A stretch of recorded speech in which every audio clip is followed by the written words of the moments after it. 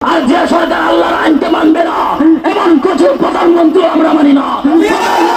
সুনামগঞ্জ জেলার তাহিরপুর থানার অন্তর্গত বাদাঘাট এলাকার এক কুলাঙ্গার প্রিন্স রায় বিট্টু নামে এই কুলাঙ্গার আমার রাসূলুল্লাহ সাল্লাল্লাহু আলাইহি ওয়াসাল্লামকে নিয়ে কটূক্তি করেছে এবং ইসলামকে নিয়ে কটূক্তি করেছে।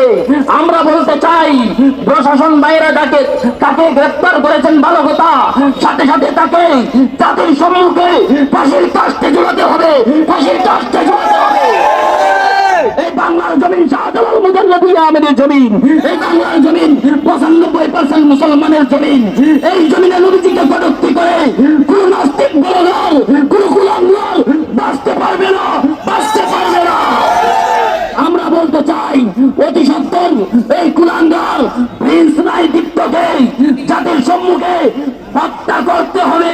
রাসূল বলেছেন মান সাব্বা নবিয়ান ফাকতুলুহু, যে নবীজিকে গালি দিবে তাকে হত্যা করো। আমরা বলতে চাই মাননীয় প্রধানমন্ত্রী, আপনি যদি এই রায় বাস্তবায়ন না করতে পারেন, ব্যর্থ হন, তাহলে আপনি আল্লাহর আইনকে মানলেন না। আর যে সরকার আল্লাহর আইনকে